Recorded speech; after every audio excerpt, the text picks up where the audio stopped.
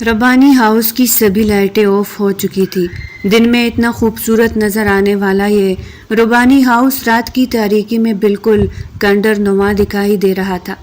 اس کے وسیع و عریض لان سے ہوتے ہوئے ڈرائنگ روم عبور کر کے سیڑھیاں چڑھ کر اوپر کی طرف دوسرے کمرے میں اس وقت بالکل اندھیرا چھایا ہوا تھا، اور اس اندھیرے میں اور خاموشی میں صرف ایک آواز گونج رہی تھی، وہ تھی حنا ربانی کی۔ سبھی لوگ اپنے اپنے کمروں میں سو چکے تھے۔ ملازمین بھی اپنا اپنا کام کر کے سرونٹ کوارٹرز میں جا کر چین کی نیند سو رہے تھے، مگر احمد ربانی اس وقت اس کے کمرے میں موجود تھا اور اس کا ہاتھ پکڑ کر کھڑا تھا۔ احمد ربانی کی آنکھوں میں شرارت اور اشتعال کے ملے جلے تاثرات تھے۔ احمد پلیز میرا ہاتھ چھوڑو، مجھے درد ہو رہا ہے۔ وہ اپنا ہاتھ چھڑوانے کی ناکام کوشش کر رہی تھی۔ اس کی آواز میں خوف اور نمی واضح تھی۔ بڑی مشکل سے تم ہاتھ آتی ہو اور تمہیں یہ لگتا ہے کہ اس غنیمت کے وقت میں تمہیں چھوڑ دوں؟ ایسا تو ہرگز نہیں ہوگا۔ آج رات تمہیں میری ساری شدتیں سہنی پڑے گی۔ وہ اس کا ہاتھ پکڑے پکڑے اسی ہاتھ سے اس کو ایک دم سے کھینچتا تو وہ اس کے سینے سے جا لگی تھی۔ اس نے اپنا ہاتھ اس کے کمر میں ڈالا تو حنا ربانی کا دل زور زور سے دھڑکنے لگا۔ دیکھے، مجھے پڑھنے دے، خدا کے لیے کل ٹیسٹ ہے، اور ویسے بھی اگر یہاں پر کسی نے دیکھ لیا تو طوفان آ جائے گا۔ خدا کے لیے یہاں سے چلے جائے، مجھے چھوڑ دے، خدا کے لیے۔ وہ اپنے آپ کو چھڑوانے کی ہر ممکن کوشش کر رہی تھی، مگر سامنے کھڑے احمد ربانی کی گرفت اس قدر مضبوط تھی کہ وہ اس گرفت سے ہل بھی نہیں پا رہی تھی۔ مجھے اپنا ٹیسٹ یاد کرنا ہے۔ وہ جلدی سے اپنی اسٹڈی ٹیبل کی طرف بڑھنے لگی، جب پھر سے اس نے اس کی کمر کو مزید کس کر پکڑا تھا۔ ہوتا رہے گا یاد ٹیسٹ، ابھی مجھے تمہاری ضرورت ہے، اور جو ابھی میں ٹیسٹ لینے لگا ہوں اس میں پاس ہو جاؤ گی۔ باقی یہ ٹیسٹ میٹر نہیں کرتے۔ نہ جانے اس پر آج کیسا بھوت سوار ہو چکا تھا۔ حنا کی سمجھ میں کچھ نہیں آ رہا تھا۔ وہ بار بار خود کو اس سے چھڑوانے کی ناکام کوشش کرتی رہی، مگر سب بے سود رہا تھا۔ وہ توانا قد و قامت کا مالک ایک خوبرو انسان تھا، اس کے آگے اس کمزور سی حنا کا بس نہیں چل رہا تھا۔ حنا کی آنکھوں سے آنسو بہنے لگے تھے، مگر سامنے کھڑے شخص کو اس کی کوئی پرواہ نہیں تھی۔ وہ آہستگی سے اس کی گردن پر جھکا تھا اور دیکھتے ہی دیکھتے وہ اپنی شدتیں اس پر نچھاور کرنے لگا۔ حنا کی آنکھوں سے آنسو بہنے لگے تھے۔ یہ شخص اس کے ساتھ ہمیشہ ایسے ہی کرتا تھا، اور اب وہ یہ بھی جانتی تھی کہ اگر کل وہ ٹیسٹ صحیح طریقے سے نہ دے پائی تو پھر اس کی شامت آ جانی تھی، مگر اس وقت وہ کچھ بھی نہیں کر سکتی تھی۔ وہ شخص آہستہ آہستہ اس کے جسم پر حکمرانی کرنے لگا تھا، اور وہ بے بس ہو کر اپنا آپ اسے سونپ چکی تھی، کیونکہ وہ جانتی تھی کہ اب وہ شخص نہ تو پیچھے ہٹنے والا ہے اور نہ ہی وہ اس کی گرفت سے آزادی حاصل کر سکتی تھی۔ دیکھتے ہی دیکھتے ساری رات بیت چکی تھی، اور اب جا کر اس کی آنکھ کھلی تو اس نے دیکھا وہ کمرے سے غائب تھا۔ وہ جانتی تھی کہ وہ تیار ہو کر ڈائننگ ٹیبل پر جا بیٹھا ہوگا۔ اس نے جلدی سے فریش ہو کر اپنی کتابیں اٹھائی اور اپنے بیگ میں ڈالنے لگی۔ جلدی سے وہ باہر آئی تو حسب توقع وہ ڈائننگ ٹیبل پر ہی بیٹھا تھا۔ وہ اپنی کتاب ہاتھ میں اٹھائے ہوئے تھی۔ اس کو ہاتھ میں یوں کتاب اٹھائے دیکھ کر احمد ربانی کے ہونٹوں پر ایک شوخ مسکراہٹ بکھر گئی، جسے حنا نے واضح طور پر نوٹ کیا تھا۔ اس کا دل جل کے رہ گیا۔ کیا ہوا بیٹا؟ اتنی صبح صبح بھی تم نے کتابوں میں سر دیا ہوا ہے؟ اتنا بھی زیادہ پڑھائی کا بوجھ اچھا نہیں ہوتا۔ آسیہ ربانی کی آواز اس کے کانوں میں گونجی تو اس نے سر اٹھا کر دیکھا۔ نہیں امی جان، بہت زیادہ کام ہے۔ اگر ٹیسٹ یاد نہ ہوا تو پروفیسر کلاس سے آؤٹ کر دیں گے۔ اس نے کہتے ہوئے ایک نظر سامنے بیٹے احمد پر ڈالی، جو سنجیدگی سے اب ٹوسٹ کھائے جا رہا تھا۔ ہاں تو ٹھیک ہے نا، اگر پڑھائی نہیں ہوتی تو پھر یونیورسٹی جانے کا کیا فائدہ؟ اسے اچھا ہے کہ گھر کے کام ہی کر لو، پڑھائی کر سکو تو ہی یونیورسٹی جاؤ۔ وہ طنزیہ لہجے میں بولا تو حنا کو یوں لگا جیسے اس کے سر پر کسی نے گھڑا بھر پانی انڈیل دیا ہو۔ اس کو اس شخص پر بے تحاشا غصہ آ رہا تھا، لیکن وہ اس وقت ظاہر نہیں کر سکتی تھی، کیونکہ یہاں پر سب موجود تھے اور وہ نہیں چاہتی تھی کہ کسی کو بھی اس بارے میں پتہ چلے۔ اس نے جلدی سے ٹوسٹ کی ایک بائٹ لی کہ فوراً ہی اس کے کانوں میں پھر سے اسی شخص کی آواز پڑی، آنا ہے تو جلدی آؤ ورنہ میں جا رہا ہوں، مجھے لیٹ ہو رہی ہے۔ میں گاڑی میں بیٹا انتظار کر رہا ہوں، 5 منٹ سے زیادہ نہیں بیٹھوں گا۔ یہ کہتے ہوئے وہ رکا نہیں تھا، چلا گیا تھا۔ آسیہ ربحانی اسے روکنے کی کوشش کرنے لگی، مگر حنا نے ہاتھ اٹھا کر روک دیا۔ وہ جانتی تھی کہ اب وہ رکنے والا نہیں تھا۔ اس نے وہی ہاتھ میں پکڑا ہوا ٹوسٹ اٹھایا اور جلدی سے باہر کی طرف بھاگی۔ مگر بیٹا، رات بھی تم نے کچھ نہیں کھایا، اب بھی بھوکے پیٹ جا رہی ہو، ایسے کیسے کام ہوگا تمہارا؟ وہ فکر مندی سے پیچھے بول رہی تھی، مگر حنا یہ کہتے ہوئے آگے بڑھ گئی۔ امی، کچھ نہیں ہوتا، کینٹین سے کچھ کھا لوں گی۔ وہ جلدی سے گاڑی میں آ بیٹھی۔ سارا راستہ گاڑی میں خاموشی چھائی رہی۔ ٹھیک 20 منٹ بعد وہ یونیورسٹی کی عمارت کے سامنے کھڑے تھے۔ اس نے گاڑی روکی اور وہ جلدی سے اپنا بیگ سنبھالتی ہوئی باہر نکلی اور فوراً سے اپنے ڈپارٹمنٹ کی طرف چلی گئی، جبکہ وہ گاڑی پارک کرتا اپنے آفس جا چکا تھا۔ کلاس روم میں جا کر بیٹھتے ہی وہ جلدی سے پھر سے کتاب میں سر دیے زور زور سے اپنا سبق یاد کرنے لگی۔ جب اس کے ساتھ بیٹھی ہوئی اس کی دوست ملیحہ نے اس کی طرف دیکھا۔ ارے یار، بس بھی کر دو، ہر وقت پڑھتی رہتی ہو، تمہیں پتہ ہے آج سر احمر کی کلاس ہے، وہ بالکل ابھی آنے والے ہیں۔ پہلے تو کہا گیا تھا کہ وہ لاسٹ پہ کلاس لیں گے، مگر آج سے وہ فرسٹ کلاس ہی لیں گے۔ ہم تو بیٹھ کر ان کی پرسنالٹی کو دیکھنے کے لیے اطاولے ہو رہے ہیں۔ وہ شرارتی مسکراہٹ کے ساتھ باہر کی طرف جھانکنے لگی، جہاں احمر اپنے ہاتھ میں کتابیں لیے انہی کے کمرے کی طرف آ رہا تھا۔ ملیحہ کی باتیں سن کر حنا کا دل چاہا کہ وہ اس کے بال کھینچ لے، مگر اس وقت وہ ایسا نہیں کر سکتی تھی۔ وہ جانتی تھی کہ اب اگر وہ آ رہا ہے تو ٹیسٹ ضرور لے گا، اور اگر اس نے ٹیسٹ لیا اور وہ فیل ہو گئی تو وہ جانتی تھی کہ اس کی کیا سزا ہوگی۔ اس کا دل زور زور سے دھڑکنے لگا تھا۔ کمرے میں آتے ساتھ ہی اس نے فوراً سے ٹیسٹ دے دیا۔ سبھی لوگ جلدی جلدی ٹیسٹ کر رہے تھے۔ اس کے ساتھ بیٹھی ہوئی ساری لڑکیاں نظریں اٹھا اٹھا کر سامنے کھڑے احمر کو دیکھ رہی تھی۔ بلا شبہ وہ بہت ہینڈسم اور بے حد حسین پرسنالٹی کا مالک تھا۔ اسے 100 اختلافات ہونے کے باوجود بھی نہ جانے کیوں حنا کو ان لڑکیوں کا اس کی طرف دیکھنا بالکل بھی اچھا نہیں لگ رہا تھا۔ ٹھیک 20 منٹ بعد ان کے ٹیسٹ کا وقت ختم ہو چکا تھا اور وہ سب سے ٹیسٹ لے کر چیک کرنے لگا تھا۔ باری باری نام لیتے ہوئے وہ ان کے ٹیسٹ پکڑائے جا رہا تھا، جب اچانک ہی وہ ایک ٹیسٹ پر رکا۔ مس حنا ربحانی۔ اس کا دل زور زور سے دھڑکنے لگا۔ خوف کی وجہ سے اس کے ہاتھ کانپ رہے تھے۔ وہ ایک دم سے کھڑی ہوئی۔ وہ قدم قدم چلتا ہوا اس کا رزلٹ ہاتھ میں لیے اس کے سامنے آ کھڑا تھا۔ کیا ہے یہ؟ ایسے ٹیسٹ کر کے آپ مجھ پر احسان لگا رہی ہے یا پھر اپنے گھر والوں پر؟ وہ آنکھوں میں اشتعال لیے اسے گھور رہا تھا، جبکہ سامنے کھڑی حنا کا چہرہ فک ہو چکا تھا۔ اس کی آنکھوں سے آنسو بہنے لگے تھے۔ اسے لگا تھا شاید وہ اسے اس ٹیسٹ کی وجہ سے کچھ رعایت دے دے، کیونکہ رات کو وہ اسی کی وجہ سے ہی تو ٹیسٹ یاد نہ کر پائی تھی، مگر سب کچھ اس کی توقع کے برخلاف ہو چکا تھا۔ تم جیسی لڑکیوں پر تمہارے گھر والے پیسے ضائع ہی کر سکتے ہیں۔ ارے جب پڑھنا لکھنا نہیں ہے تو پھر یونیورسٹی آنے کی کیا ضرورت ہے؟ دوسرے کاموں میں لگے رہو بس تم لوگ۔ یہ کہتے ہوئے اس نے اس کے ٹیسٹ کے 100 ٹکڑے کر ڈالے تھے اور پھر دیکھتے ہی دیکھتے اس کے منہ پر دے مارے تھے۔ اس کی آنکھوں سے آنسو بہنے لگے۔ سر، میری بات تو سنیں۔ اس سے پہلے کہ وہ کچھ کہتی وہ فوراً ڈالتے ہوئے بولا، ابھی کے ابھی باہر نکل جائے میری کلاس سے، یہ آپ کی سزا ہے۔ آج سارا دن آپ باہر دھوپ بھر کھڑی رہے گی۔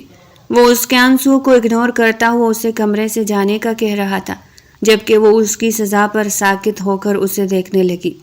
سمجھ نہیں آئی میری بات؟ نکل جاؤ اس کمرے سے۔ اس کا دل زور زور سے دھڑک رہا تھا۔ وہ آنکھوں میں آنسو لیے آہستگی سے قدم قدم اٹھاتی وہاں سے باہر نکل گئی۔ سمجھتا کیا ہے اپنے آپ کو اکڑو انسان، اسی کی وجہ سے میرا ٹیسٹ یاد نہیں ہو پایا۔ یہ شخص اور کتنا مجھے ٹارچر کرے گا، اس کے بارے میں مجھے کسی نہ کسی کو تو بتانا ہی ہوگا، مگر کیسے بتاؤں؟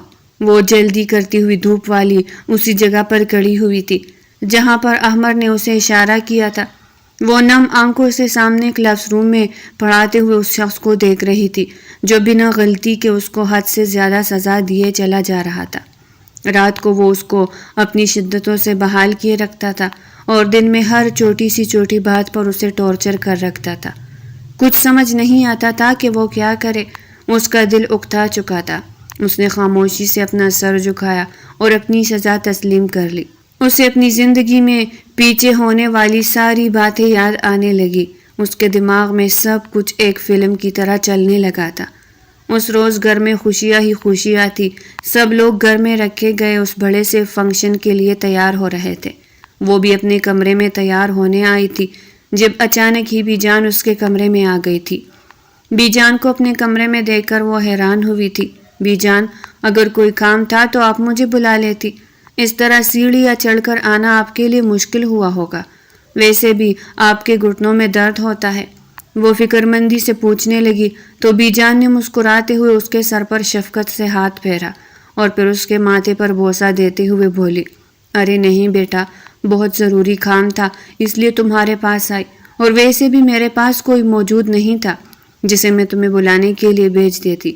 سوچا خود ہی چلی آؤ، تم تیاری کر رہی ہوگی اور ڈسٹرب ہو جاؤ گی۔ تمہارے لیے کچھ لائی ہوں، وہ اپنے شفقانہ لہجے میں بولتی ہوئی اپنے ہاتھ میں جو شاپنگ بیگ پکڑا ہوا تھا اسے کھولنے لگی۔ وہ حیرانگی سے بی جان کو دیکھ رہی تھی۔ بی جان نے وہ شاپنگ بیگ کھولا اور اس میں سے ایک نہایت ہی خوبصورت سوٹ نکال کر اس کے سامنے رکھ دیا۔ یہ پنک کلر کی میکسی تھی جو باربی فراک جیسی لگ رہی تھی۔ اس پر چھوٹی چھوٹی تتلیاں خوبصورتی سے لگائی گئی تھی اور اس سوٹ کو مزید خوبصورت بنا رہی تھی۔ اس کے ساتھ ہی دادی نے خوبصورت سی جیولری بھی نکال کر اسے دے دی۔ بیٹا، آج کا فنکشن نہایت ہی خوبصورت ہے اور میں چاہتی ہوں کہ آج میری رانو بیٹی خوبصورت لگے۔ میں یہ سب کچھ تمہارے لیے لائی ہوں، جلدی سے اسی کو پہن کر تیار ہو جاؤ، تمہارے لیے ایک سرپرائز ہے۔ وہ حیران ہو گئی تھی، بی جان اسے کس سرپرائز کے بارے میں بات کر رہی تھی۔ اس نے اپنے دماغ پر زور ڈھالا، مگر آج اس کا کوئی برتھ ڈے نہیں تھا۔ آج برتھ ڈے تو احمد کا تھا جو 2 دن پہلے ہی امریکہ سے واپس آیا تھا، اور اسی کی خوشی میں ہی یہ پارٹی رکھی گئی تھی جس میں سبھی خاندان شامل تھے اور بابا کے سب سے اونچے عہدوں پر فائز دوست بھی یہاں پر شامل ہونے والے تھے۔ نہ جانے بی جان کیا سوچ کر اسے یہ کہہ رہی تھی۔ وہ بی جان کا کہنا بھی نہیں ٹال سکتی تھی۔ وہ فوراً ہی وہی کپڑے پہن کر تیار ہو گئی تھی، یہ جانے بغیر کہ اس کی زندگی میں آگے کیا ہونے والا ہے۔ وہ سرپرائز جسے بی جان خوشی خوشی دینے والی تھی وہ اس کی زندگی کا سب سے بڑا امتحان بن جائے گا۔ اسے پتہ ہی نہیں تھا۔ تیار ہو کر اس نے اپنے آپ کو آئینے میں دیکھا تھا۔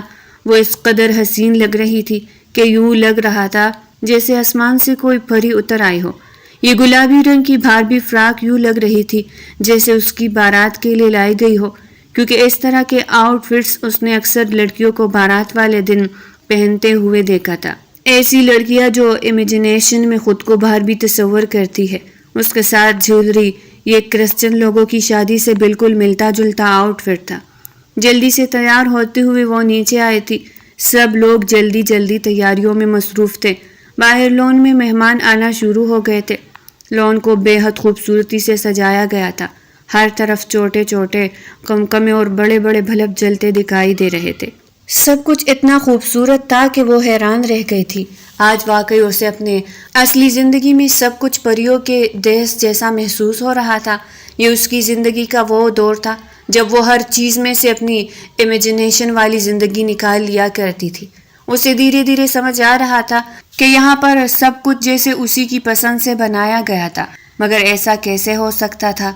آج کا یہ فنکشن تو اس کے کزن احمد ربانی کے لیے رکھا گیا تھا، پھر اس کی دادی، امی، ماں اس کے لیے یہ سب کچھ کیوں لائی تھی؟ اور پھر یہاں جب آئی تھی تو یہ سب کچھ اسی کی خواہشات کے مطابق ہی کیوں سجایا گیا تھا؟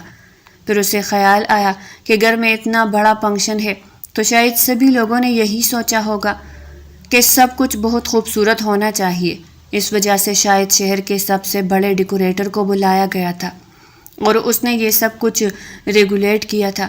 وہ سب چیزوں کو نظر انداز کرتی ہوئی اسٹیج پر بیٹھی دادی جان کی طرف بڑھی تھی، جنہوں نے دور سے ہی اسے دیکھ کر ہاتھ ہلا کر اپنی طرف بلایا تھا۔ یہ بی جان تھی۔ وہ بظاہر تو اس کی دادی تھی، لیکن سب انہیں بی جان ہی کہہ کر بلایا کرتے تھے، اس وجہ سے وہ بھی انہیں بی جان ہی کہتی تھی۔ دادی جان کے پاس آ کر بیٹھی تو دادی جان نے مسکراتے ہوئے اس کا ہاتھ اپنے ہاتھ میں لیا۔ بیٹا، تھوڑا سا اندر چلو، تمہارے ساتھ کچھ بات کرنی ہے۔ اور بیٹا احمد، آپ بھی میرے ساتھ چلو۔ آسیہ اور آصف، آپ دونوں بھی آ جاؤ، مجھے بہت ضروری بات کرنی ہے۔ بی جان کے حکم پر سب سر جھکاتے ہوئے ان کے ساتھ ہی ان کا پیچھا کرتے ہوئے ڈرائنگ روم میں آ گئے تھے۔ یہ ڈرائنگ روم گھر کے اس حصے میں واقع تھا جہاں پر مہمانوں کا آنا مشکل تھا، اور ویسے بھی سبھی مہمان اس وقت باہر موجود تھے تو ہر کوئی ایک دوسرے سے بات کرنے میں مصروف تھا۔ معلوم نہیں بی جان کو کیا بات کرنی تھی۔ ڈرائنگ روم میں آتے ساتھ ہی اپنے تخت نما صوفے پہ بیٹھتے ہوئے بی جان نے سب کو ایک نظر دیکھا اور پھر بات کرنا شروع کی۔ دیکھو میرے بچوں، میں جانتی ہوں کہ آج ہمارے گھر میں بہت بڑا فنکشن ہے، اور سب سے زیادہ خوشی کی بات ہمارے لیے یہ ہے کہ ہمارا لخت جگر، ہمارا پیارا بیٹا خیر خیریت سے 5 سال بعد واپس آ چکا ہے۔ اس خوشی میں ہم نے آج ایک فنکشن رکھا ہے، مگر اس کے ساتھ ہی میں آپ لوگوں کے لیے ایک سرپرائز رکھتی ہوں، اور وہ سرپرائز یہ ہے کہ جس طرح آپ سب لوگ جانتے ہیں کہ میرا بڑا پوتا احمر آج واپس آیا ہے، اور اس سے بڑی خوشی کی بات ہمارے لیے کیا ہو سکتی ہے۔ لیکن اس کے ساتھ ہی ان دونوں کی بچپن سے ہی جو منگنی ہو چکی تھی، آج میں چاہتی ہوں کہ اسے پھر سے ایک باقاعدہ رشتے کا نام دیا جائے۔ بی جان یہ کہہ کر کچھ دیر کے لیے خاموش ہوئی تو احمر کا چہرہ حیرت اور غصے کے ملے جلے تاثرات کے ساتھ تھا۔ دادی جان کے ساتھ ہی صوفے پر بیٹھی ہوئی ہنا نے حیرانگی سے سر اٹھا کر سامنے بیٹھے ہوئے شخص کو دیکھا جو 2 دن پہلے ہی آیا تھا، اور اس رشتے کے بارے میں وہ دونوں بھول چکے تھے۔ بچپن میں کبھی کوئی بات ہو جاتی تھی تو سب کہہ دیتے کہ ابھی بچے ہیں، اور اب اچانک سے دادی جان کا وہ رشتہ ڈھونڈ کر لا کر ان کے سامنے بیٹھی ہوئی تھی۔ بی جان، آپ کے کہنے کا مطلب کیا ہے؟ آخرکار احمر بول پڑا۔ وہ جذباتی ہو رہا تھا مگر خود پر کنٹرول کر رہا تھا۔ میرا مطلب یہ ہے کہ آج تم دونوں کا نکاح کر دیا جائے۔ یہ میری زندگی کی سب سے بڑی خواہش ہے، اور میں نے تب سے یہ طے کر رکھا تھا جب تم باہر جا رہے تھے۔ میں چاہتی تھی کہ تم جب واپس آؤ تو تمہیں اس صورت میں سرپرائز ہو۔ مانا کہ تم 5 سال وہاں رہ کر آئے ہو اور تم نے بہت کچھ دیکھا ہوگا، مگر بیٹا، اصل خوبصورتی تو اپنے ملک میں ہی ہوتی ہے، اور سب سے بڑی بات ہمارے ملک میں یہ پسند اور ناپسند کا رواج نہیں، اور نہ ہی میں تم دونوں سے اس بارے میں کچھ پوچھوں گی۔ میں نے اپنا حکم سنا دیا ہے اور اب تم لوگوں کو اس کے لیے تیار ہونا ہے۔ میں نے قاضی صاحب کو بلا لیا ہے، اب جلد سے جلد تم لوگ باہر آ جاؤ۔ بی جان نے فیصلہ کن انداز میں کہا تھا۔ شاید انہیں احمر کے چہرے سے یہ معلوم ہو گیا تھا کہ وہ انکار کرنا چاہتا ہے۔ لیکن بی جان، آپ میری بات تو سنیں۔ احمر پھر سے کچھ کہنے کے لیے اٹھا تھا جب دادی جان نے ہاتھ اٹھا کر اسے روک دیا، جبکہ اب صوفے پر بیٹھی وہ لڑکی گمسم ہو چکی تھی۔ اس کے لیے یہ سرپرائز تھا۔ حقیقت تو یہ تھی کہ وہ بھی اس رشتے سے ابھی تک لا علم تھی۔ ہاں، بچپن میں ان دونوں نے بڑوں کے منہ سے یہ باتیں سنی تھی، مگر سب نے بس انہیں یہ کہہ کر خاموش کروا دیا تھا کہ ابھی بچے چھوٹے ہیں، جب بڑے ہو جائیں گے تو دیکھی جائے گی۔ مگر آج بی جان یہ سب کچھ کیا نکال کے لے آئی تھی؟ آسیہ ربانی اور آصف ربانی کے لیے یہ خبر تو جیسے خوشی کا باعث تھی، وہ تو اونچی اڑان میں اڑنے لگے تھے۔ امی جان، آپ نے بہت اچھا فیصلہ کیا ہے، میں بھی اسی بارے میں سوچ رہا تھا۔ آصف ربانی کے کہنے پر بی جان نے مسکراتے ہوئے اس کی جانب دیکھا۔ تو پھر چلو اور جلدی سے نکاح کی رسم شروع کرتے ہیں۔ بچوں، تم بھی جلدی سے آ جاؤ۔ یہ کہتے ہوئے بی جان اور وہ دونوں ایک ساتھ واپس لون کی طرف مڑ گئے تھے، لیکن اب وہ دونوں ایک دوسرے کے سامنے بیٹھے سوچ رہے تھے۔ ہنا کے دماغ میں اس وقت آندیاں جل رہی تھی۔ یہ سب کچھ کیا ہو گیا تھا؟ کسی نے اس کی بھنک بھی نہ پڑنے دی تھی۔ اسے دادی کے لائے ہوئے اس سوٹ اور ان زیورات کی سمجھ اب آئی تھی، جبکہ اس کے سامنے بیٹھا وہ شخص غصے سے اس لڑکی کی طرف دیکھ رہا تھا۔ اسے یوں لگ رہا تھا شاید اسی کی وجہ سے یہ سب کچھ ہو رہا ہے۔ وہ غصے سے اس کی طرف دیکھتے ہوئے بولا، مجھے یہ شادی نہیں کرنی، اور اگر یہ شادی ہو گئی تو سن لو، تم اس کی بہت بڑی قیمت چکاؤ گی۔ وہ انگلی دکھاتے ہوئے اسے بول رہا تھا، جبکہ وہ خاموشی سے اسے دیکھ رہی تھی۔ اس کی آنکھوں سے آنسو بہہ رہے تھے۔ اس بارے میں اس کا تو کوئی قصور بھی نہیں تھا، پھر کیوں سارے کا سارا الزام اسی پر لگایا جا رہا تھا؟ دیکھیں، میں خود اس بارے میں نہیں جانتی، مجھے تو ابھی بھی جان سے پتہ چلا ہے۔ اس سے پہلے کہ وہ آگے کوئی بات کرتی، وہ ایک جھٹکے سے اٹھا اور اس کے قریب جاتے ہوئے بولا، اگر تمہیں پتہ نہیں تھا تو تم ایسے ہی دلہن بن کر یہاں آئی ہو؟ بتاؤ، یہ سوٹ، یہ زیورات ایسے خواہ مخواہ میں تم نے پہن لیے؟ اس کی بات اس قدر مضبوط تھی کہ وہ کچھ لمحوں کے لیے اس بات کا جواب تلاش کرتی رہی۔ یہ سوٹ تو مجھے ابھی بھی جان لا کر دے چکی تھی۔ انہوں نے کہا تھا کہ میں اس خاص فنکشن کے لیے سب سے خوبصورت نظر آؤں، مجھے یہ بھی کہا تھا کہ انہیں مجھے دینے کے لیے ایک سرپرائز موجود ہے۔ کیا یہ سرپرائز تھا؟ وہ شاید اپنے آپ کو دلاسا دے رہی تھی۔ وہ بھی اس رشتے کے لیے راضی نہیں تھی، کیونکہ جب سے احمر واپس آیا تھا اس کے چال چلن بھی یہاں جیسے نہیں رہے تھے۔ وہ بالکل مغربی طرز کا ایک نوجوان بن چکا تھا، جسے کلب اور پارٹیز میں جانا پسند تھا اور اکثر وہ وقت باہر گزارتا تھا۔ وہ نہیں جانتی تھی کہ وہ کہاں کہاں رہتا ہے، اور اسے یہ تک بھی خیال نہیں تھا کہ وہ اس شخص کے ساتھ اپنی ساری زندگی گزارنے جا رہی ہے۔ نہ کبھی اس نے اسے اس نگاہ سے دیکھا تھا۔ اس کی توجہ صرف اور صرف اس کی پڑھائی پر تھی۔ ایسے میں یہ سب کچھ ہو جانا اس کے لیے حیران کن تاثر کے علاوہ اور کچھ نہیں تھا۔ اب وہ انکار بھی نہیں کر سکتی تھی۔ میرا اس میں کوئی قصور نہیں ہے، وہ پھر سے بولی تو وہ غصے سے اٹھ کر وہاں سے چلا گیا۔ خاندان کی عزت تھی، سب کے سامنے آخرکار بی جان کی عزت رکھ لینی تھی۔ بی جان کا فیصلہ ویسے بھی پتھر کی لکیر سمجھا جاتا تھا، اور اب تو یہاں پر سارا خاندان ہی شامل ہو گیا تھا۔ چاروں ناچار وہ دونوں آ کر سٹیج پر بیٹھ گئے اور پھر ان دونوں کا نکاح ہو گیا۔ یہ کہنا تھا کہ گھر میں خوشیاں ہی خوشیاں پھیل گئی تھی۔ خاندان کے سبھی آئے ہوئے لوگ بہت خوش تھے، اور تو اور خاندان کی بہت ساری عورتوں نے اس معاملے میں خواب دیکھ رکھے تھے کہ وہ احمر کو اپنی بیٹی دے دیں گی، مگر خدا کو کچھ اور منظور تھا۔ سبھی لوگ واپس جا چکے تھے اور اب سارا فنکشن ختم ہو چکا تھا۔ وہ ابھی تک اسی کرنٹ جیسی حالت میں بیٹھی تھی۔ جب سارا گھر مہمانوں سے خالی ہو چکا تو بی جان کے کہنے پر آصف ربانی نے ان دونوں کو اپنے اپنے کمروں میں جانے کے لیے کہا، اور پھر حنا کو اپنے ساتھ لیے اس کے کمرے تک چھوڑ آئی تھی۔ ساری لائٹیں آف کرنے کے بعد وہ خاموشی سے آ کر اپنے بیڈ پر لیٹ گئی تھی۔ سارے گھر والے تک چکے تھے، اس وجہ سے ہر کوئی اپنے اپنے بیڈ پر لیٹتے ہی نیند کی آغوش میں جا چکا تھا، مگر کوئی یہ نہیں جانتا تھا کہ آج کی رات حنا کے لیے کیسی مشکل ہوگی۔ آسیہ ربانی اسے اس کے بیڈ پر بٹھا کر خاموشی سے وہاں سے چلی گئی تھی۔ جاتے جاتے وہ اسے ماتھے پر پیار دینا نہیں بھولی تھی۔ کچھ دیر بعد واپس آئی تو ان کے ہاتھ میں ایک دودھ کا گلاس تھا۔ حنا بیٹا، میں جانتی ہوں کہ آج تم بہت تھک گئی ہوگی، تم نے کچھ کھایا پیا بھی نہیں ہے، اس لیے میں تمہارے لیے دودھ کا گلاس یہاں چھوڑے جا رہی ہوں۔ سونے سے پہلے یہ لازمی پی لینا، اور ویسے بھی اب تو تمہیں اس چیز کی بہت زیادہ ضرورت ہے۔ بی جان نے ویسے بھی کہا ہے کہ 6 مہینے رہتے ہیں تمہارے ایگزامز میں سے، اس کے بعد پھر تمہیں رخصت کر دینا پڑے گا، تو اس کے لیے تمہیں اپنی صحت بنانی ہوگی۔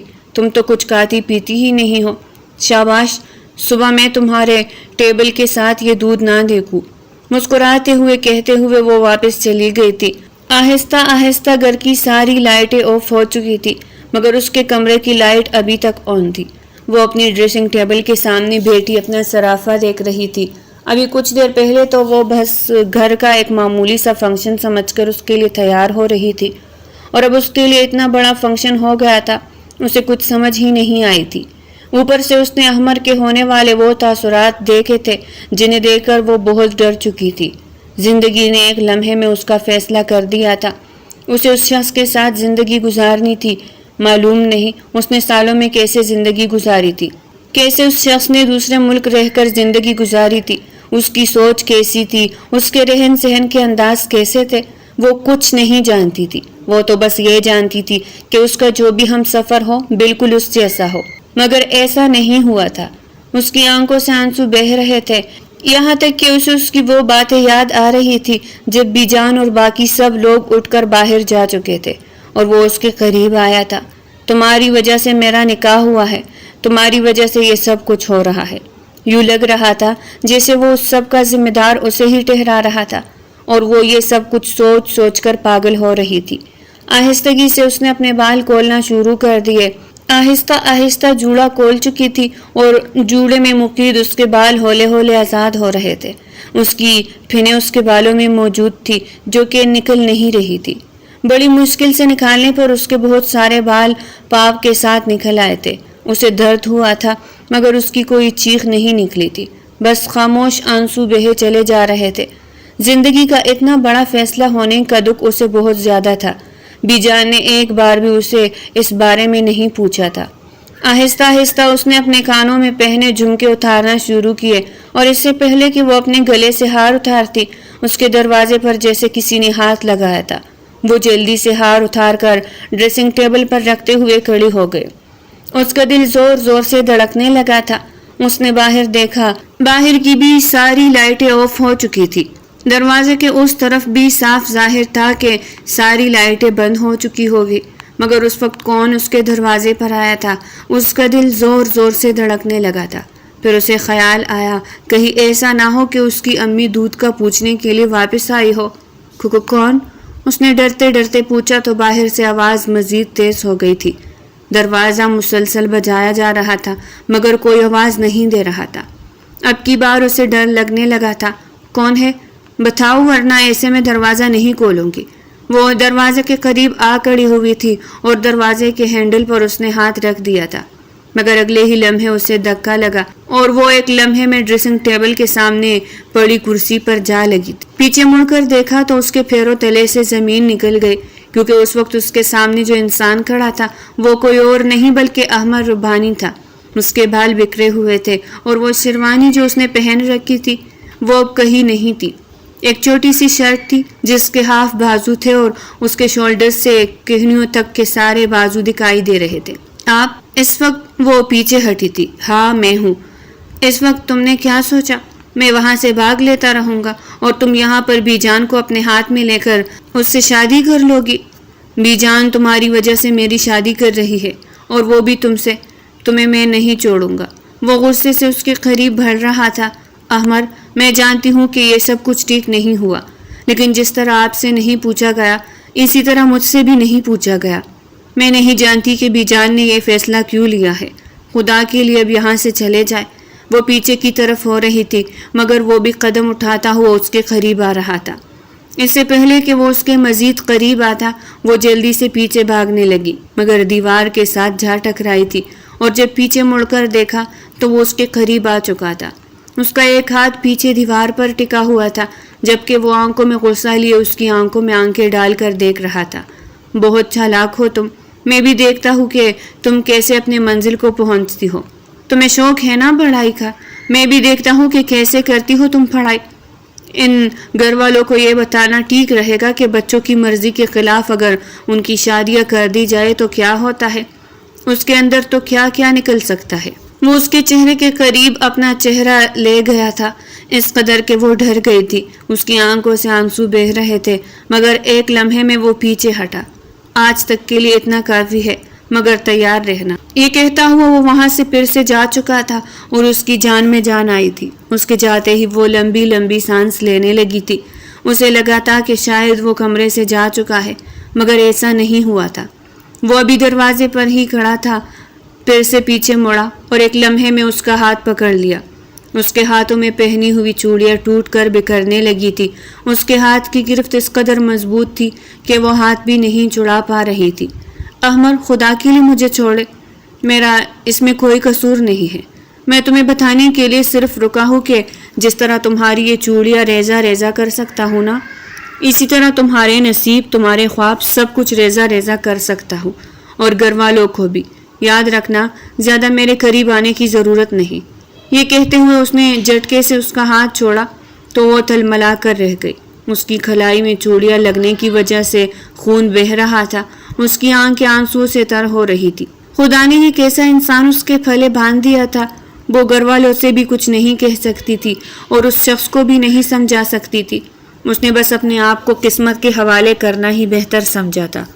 اور دوسرے روز جیسے ہی اس نے یونیورسٹی میں قدم رکھا، اسے یہ معلوم ہو گیا تھا کہ یہاں پر کوئی نیا پروفیسر آیا ہے، مگر اس بارے میں اسے نہیں معلوم تھا کہ یہاں پر کون سا پروفیسر تھا۔ وہ جو ہمیشہ اپنی کلاس میں اول آتی تھی، اس بار وہ نہیں جانتی تھی کہ ٹیسٹوں میں بھی فیل ہو جائے گی اور باقی سب میں تو پاس ہونا بہت دور کی بات تھی۔ اور پھر جب وہ پروفیسر کی منتظر تھی تبھی اس کے کانوں میں ایک مانوس سی آواز پڑی۔ اس نے سر اٹھا کر دیکھا تو سامنے احمد ربانی کھڑا تھا۔ کچھ ہی دیر بعد اس کی بھی نظر اس پر پڑ چکی تھی۔ وہ طنزیہ ہنسی کے ساتھ اسے دیکھ رہا تھا، لیکن اس نے یہاں پر یہ ثابت نہیں کیا تھا کہ وہ اسے جانتا بھی ہے یا نہیں۔ دن گزرتے جا رہے تھے اور جو وقت آگے بڑھ رہا تھا وہ اسے ٹارچر کر رہا تھا۔ گھر میں بھی وہ اس کے ساتھ ایسے ہی روکھے طریقے سے بات کرتا اور جب یونیورسٹی آتا تو ہر ممکن کوشش کرتا کہ ہر پیریڈ میں اسے نیچا دکھائے، اور آج تو حد ہی تو ہو گئی تھی۔ جب رات کو وہ اس کے قریب آیا تھا اس نے خود کو اس سے چھڑوانے کی کوشش کی تھی، مگر نہ جانے کیوں وہ بے بس ہوتا ہوا اس پر چپٹا تھا اور دیکھتے ہی دیکھتے اپنی شدتیں اس پر نچھاور کرنے لگا تھا۔ جاتے جاتے یہ کہنا نہیں بھولا تھا کہ تمہیں اور ان گھر والوں کو وہ سبق سکھاؤں گا کہ یہ زندگی بھر یاد رکھیں گے۔ تاعمر تم منتظر رہو گی کہ میں تمہیں بھیا کر لے جاؤں، مگر ساری زندگی تمہارے حصے میں صرف انتظار ہی آئے گا اور کچھ نہیں۔ یہ کہتے ہوئے وہ کمرے سے باہر نکل گیا تھا جبکہ اس کی سانس اٹکی ہوئی تھی۔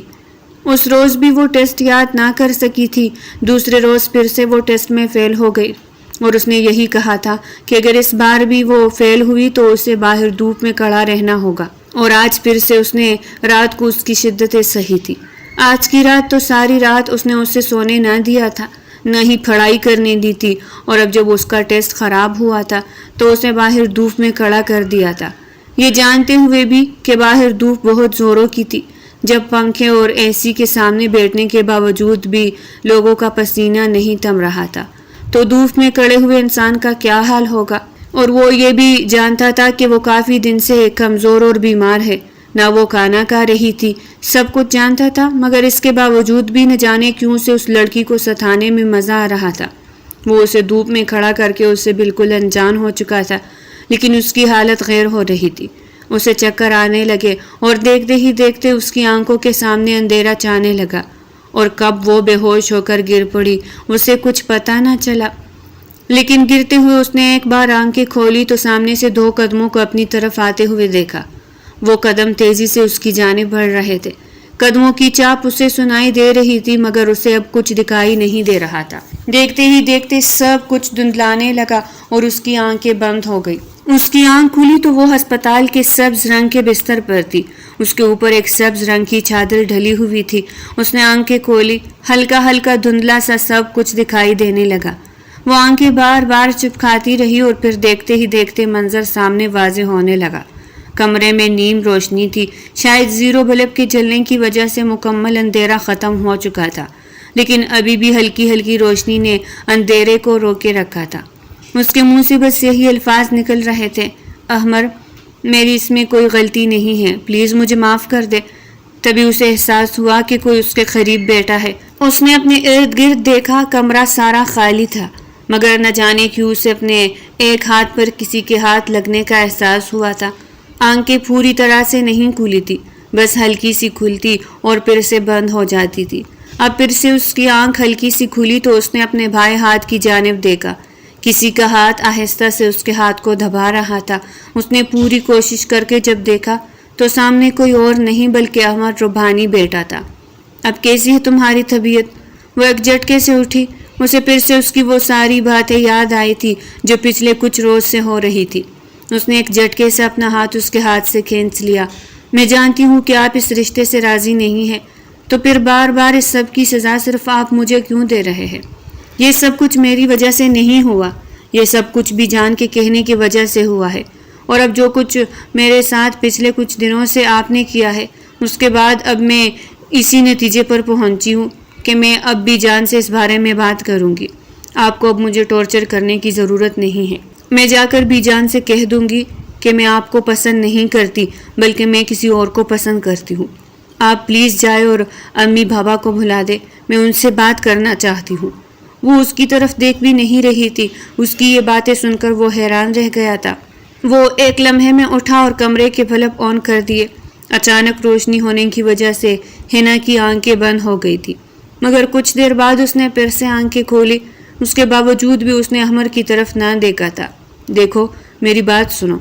اس سے پہلے کہ وہ آگے کچھ کہتا اس نے پھر سے کہا، مجھے امی بابا سے ملنا ہے۔ نرس، ڈاکٹر، وہ اونچی اونچی آواز میں بلانے لگی تو ایک دم سے دروازہ کھلا اور آسیہ ربانی اور آصف ربانی اندر داخل ہوئے۔ بی جان بھی ان کے پیچھے تھی۔ ماں باپ کو دیکھ کر اس کی آنکھوں میں آنسو آ گئے تھے۔ آسیہ ربانی بھاگتے ہوئے آ کر اس کو سینے سے لگانے لگی تھی۔ بی جان نے بھی کئی بار اس پر کلام پاک پڑھ کر پھونکا تھا اور آصف ربانی بھی پریشان دکھائی دے رہے تھے۔ بیٹا اب کیسی طبیعت ہے تمہاری؟ آصف ربانی نے پوچھا تو اس نے کچھ دیر ان کو دیکھا۔ بابا اب میں بالکل ٹھیک ہوں، مجھے گھر جانا ہے، اس نے کہا تو آسیہ ربانی بولی، بیٹا ابھی تمہاری طبیعت ٹھیک نہیں ہوئی، ڈاکٹرز کا کہنا ہے کہ تمہیں کل چھٹی ملے گی، تب تک کے لیے تمہیں یہی رہنا ہوگا۔ تمہاری طبیعت بہت خراب ہو گئی تھی۔ بیٹا کیا ہوا تھا؟ سب ٹھیک تو ہے نا؟ ہمیں تو بس اطلاع آئی کہ تمہیں یونیورسٹی میں کچھ ہو گیا ہے، اور پھر یہاں آئے تو ہمیں پتہ چلا کہ تمہیں یہاں احمر لے کر آیا تھا۔ تمہیں پتہ ہے کل سے وہ یہاں تمہارے سرانے بیٹھا ہے۔ ایک پل کے لیے اس نے آنکھ نہیں لگائی۔ آسیہ ربانی کی بات سن کر اس نے حیرانگی سے دروازے کے ساتھ لگے کھڑے احمر کو دیکھا تھا، جو اب موبائل میں لگا ہوا تھا، یا شاید موبائل میں لگے رہنے کا بہانہ کر رہا تھا۔ بی جان، مجھے آپ سب لوگوں سے کچھ بات کرنی ہے۔ کافی دیر سوچنے کے بعد اس نے کہا تو بی جان نے اس کے سر پر شفقت سے ہاتھ پھیرتے ہوئے پھر سے کچھ پونکھا تھا، پھر اس کی بھلائی لیتے ہوئے بولی تھی، بتاؤ بیٹا کیا بات ہے، سب ٹھیک تو ہے نا؟ بی جان کی بات پر اس نے باری باری ان تینوں کو دیکھا اور پھر منہ کھولا۔ بی جان، میرے خیال سے میرا اور احمر کا رشتہ ٹھیک نہیں ہوا۔ اس بارے میں بھی نہیں جانتی تھی اور احمر بھی نہیں جانتے تھے، نہ ہی آپ نے ہم سے اس بارے میں پوچھا، مگر میری زندگی کا اتنا بڑا فیصلہ تو اس بارے میں مجھے آپ سے کچھ بات کرنی ہے۔ مجھے لگتا ہے کہ شاید ہمیں یہ رشتہ ختم کر دینا چاہیے۔ اس نے اپنی انگلیوں کو اپنے دوسرے ہاتھ میں مضبوطی سے پکڑ رکھا تھا اور آہستگی سے اپنا انگوٹھا اس پر پھیر رہی تھی۔ وہ خود نہیں جانتی تھی کہ یہ فیصلہ اس نے ٹھیک کیا یا غلط، لیکن جو بھی تھا اب اسے یہی کرنا تھا۔ مگر دروازے کے قریب کھڑا احمر وہی کا وہی بت بن کر کھڑا رہ گیا تھا۔ بی جان کو یوں لگا جیسے ان کے پیروں تلے سے زمین نکل گئی۔ لیکن بیٹا کیا بات ہے، تمہاری جان پر گئی، کوئی لڑائی ہوئی ہے؟ یہ کہتے ساتھ ہی انہوں نے پیچھے کھڑے احمر کی طرف دیکھا۔ نہیں دادی جان، ہماری کوئی لڑائی نہیں ہوئی، لیکن جہاں تک مجھے احساس ہوا ہے کہ ہم دونوں الگ الگ نیچر کے بندے ہیں، نہ تو ہم ایک دوسرے کو سمجھ سکتے ہیں اور نہ ہی ایک دوسرے کے ساتھ ویسے زندگی گزار سکتے ہیں، کیونکہ ہم دونوں کے خیالات بالکل مختلف ہیں۔ وہ دوسرے ملک سے رہ کر آئے ہیں اور میں پاکستان کی مشرقی لڑکی، میں بالکل بھی ان کے لائق نہیں ہوں۔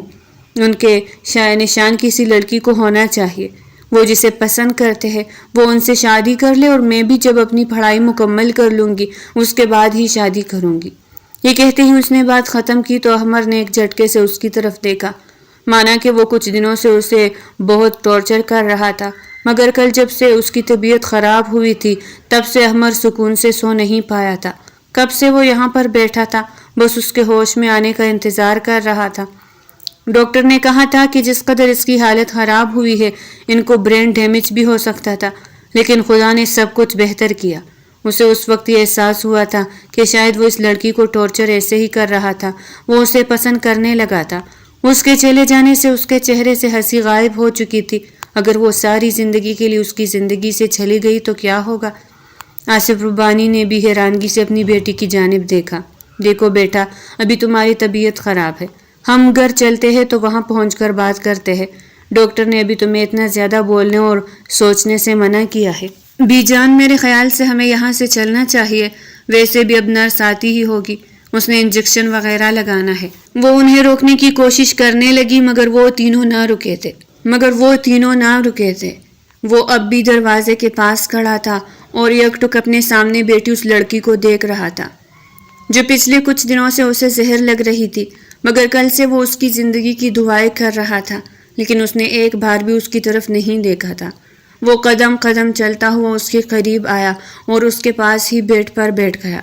دیکھو، میں مانتا ہوں کہ یہ سب میری غلطی ہے، کہ میں نے تمہارے ساتھ وہ کیا جو مجھے نہیں کرنا چاہیے تھا۔ میں جانتا ہوں کہ یہ سب کچھ بی جان کی خواہش پر ہوا تھا، مگر میں اس سب میں تمہیں قصوروار سمجھ رہا تھا۔ مجھے یوں لگ رہا تھا جیسے یہ سب کچھ تمہاری وجہ سے ہوا ہے۔ شاید میں غلط تھا، اور اب اگر تمہارا نکاح ہو چکا ہے تو پھر اس کو توڑنے کی وجہ کیا ہے؟ وہ اس سے وہ بات کر رہا تھا جو شاید پہلے وہ کرنا نہیں چاہتا تھا۔ اس نے حیرانگی سے اس کی جانب دیکھا۔ معاف کیجیے گا، مگر میں اپنی ساری زندگی کسی ایسے انسان کے ساتھ نہیں گزار سکتی جسے میری فکر تک نہ ہو۔ ہر لڑکی کی طرح میرا بھی خواب ہے کہ میرا کوئی چاہنے والا ہو، میرا شوہر مجھے ایسے رکھے جیسے ہاتھ پر بنے ہوئے چھالے کو کوئی چھو بھی نہیں سکتا، بالکل ویسے رکھے جیسے ایک شاخ پر اگا ہوا پھول جسے کانٹے ہر چیز سے دور رکھتے ہیں۔ مگر آپ میں ایسی کوئی چیز نہیں ہے، اور میں نے بھی یہی محسوس کیا ہے کہ شاید ہم دونوں کا الگ ہونا ہی بہتر ہے۔ اس سے پہلے کہ وہ کچھ کہتا نرس آ چکی تھی۔ نرس نے اسے باہر جانے کے لیے کہا اور وہ خاموشی سے اٹھ کر وہاں سے چلا گیا، لیکن آج اس کی خاموشی نے چیخ چیخ کر یہ کہا تھا کہ وہ اسے الگ نہیں ہونا چاہتا تھا، مگر اب وہ فیصلہ کر چکی تھی۔ آج کا دن ایسے ہی گزرا تھا۔ دوسرے روز صبح ہوتے ہی ڈاکٹر نے اسے ڈسچارج کیا تو آسیہ ربانی، بیجان اور آصف ربانی مل کر اسے گھر لے آئے تھے۔ اس سب میں اس کی نظریں احمد ربانی کو ڈھونڈ رہی تھی جو کہیں بھی دکھائی نہیں دے رہا تھا۔ گھر کے دروازے پر پہنچتے ہی آسیہ ربانی نے اس سے کہا، بیٹا تمہارے لیے ایک سرپرائز ہے، اس لیے تمہاری آنکھوں پر پٹی باندھنی ہوگی۔ وہ حیران ہو رہی تھی۔ اس نے خاموشی سے اپنی آنکھوں پر پٹی بندھوا لی تھی اور مسکراتے ہوئے آسیہ ربانی اسے پکڑے ہوئے گھر کے اندر لائی تھی، اور جیسے ہی اس کی آنکھوں سے پٹی اتری وہ یہ دیکھ کر حیران رہ گئی کہ سارا گھر خوبصورت پھولوں سے سجا ہوا تھا۔ گیٹ سے ڈرائنگ روم تک کی راہداری پر پھولوں کی کلیاں بچھی ہوئی تھی۔ ڈرائنگ روم میں ہر طرف طرح طرح کے غبارے لگے ہوئے تھے، اور بالکل فرنٹ پر سامنے دیوار پر بڑے بڑے حروف میں ہیپی برتھ ڈے ہنا لکھا ہوا تھا، جبکہ اس کے نیچے کچھ اور الفاظ لکھے ہوئے تھے جنہیں وہ دیکھ کر حیران رہ گئی۔ My dear wife, my love life, میرا سب کچھ تم ہو، تمہارے آنے کا یہ دن مبارک، تم اس طرح کے ہزاروں سال جیو۔ یہ دیکھ کر وہ حیران رہ گئی۔ اگلے ہی لمحے وہ اس کے سامنے آیا تھا۔ وہ بالکل ایک دولہے کی طرح سجا ہوا تھا۔ یہ دیکھ کر وہ حیران رہ گئی۔ وہ اس کے سامنے بیٹھا اور ایک گھٹنا ٹیک کر اس نے اس کے سامنے انگوٹھی کی ایک ڈبیا کھول کر مسکراتے ہوئے کہا، کیا تم مجھ سے شادی کرو گی؟ کیا تم اپنی ساری زندگی میرے نام کر سکتی ہو؟ اس کا یہ بدلا ہوا روپ دیکھ کر وہ حیران رہ گئی۔ اس نے نظریں گھما کر ان تینوں کی طرف دیکھا تو وہ مسکرا رہے تھے۔ میں جانتا تھا کہ تم ویسے نہیں مانو گی، تمہیں منانے کے لیے مجھے کچھ تو کرنا تھا نا، اس لیے میں نے سوچا کہ کیوں نہ پانی سر سے گزر جائے اس سے پہلے تمہیں منا لیا جائے۔ مجھے اپنی غلطی کا احساس ہو گیا ہے۔ میں نہیں جان سکا تھا کہ تم اس سب میں بے قصور ہو۔ اگر اس سب میں قصور تمہارا تھا تو قصور میرا بھی تھا۔ تم بھی نہیں بول سکتی تھی اور میں بھی نہیں بول سکتا تھا، مگر اب جتنے دن بھی نکاح کے بعد تمہارے ساتھ جیے ہیں، میں چاہتا ہوں کہ یہ دن کبھی ختم نہ ہو۔ ان دنوں میں میں نے تمہیں خود سے بڑھ کر چاہا ہے، اور اس سب کا احساس مجھے اس وقت ہوا جب مجھے یوں لگا جیسے تم مجھ سے دور جا رہی ہو۔ تمہیں کونے کے احساس نے مجھے یہ احساس دلایا کہ میں تم سے محبت کرنے لگا ہوں۔ میں اب تم سے کبھی نہیں ٹوٹ جاؤں گا۔ کیا تم میری محبت کو قبول کرو گی؟ اس نے چمکتی ہوئی آنکھوں کے ساتھ اسے کہا تو اس کی آنکھوں میں آنسو آ گئے تھے۔ حقیقت تو یہ تھی کہ اس شخص کو وہ بھی پسند کرنے لگی تھی۔ مسکراتے ہوئے اس نے اپنا ہاتھ آگے کیا اور اس نے اسے انگوٹھی پہنا دی۔ یہ اس کی اب تک کی زندگی کا سب سے حسین برتھ ڈے تھا، وہ اس لیے کیونکہ یہ صرف اور صرف احمد ربانی نے سیلیبریٹ کیا تھا۔ وہ بہت خوش تھی، بالآخر اس کا صبر انجام کو پہنچا تھا۔ احمد ربانی کا ساتھ اس کے لیے جنت سے کہیں زیادہ قیمتی تھا۔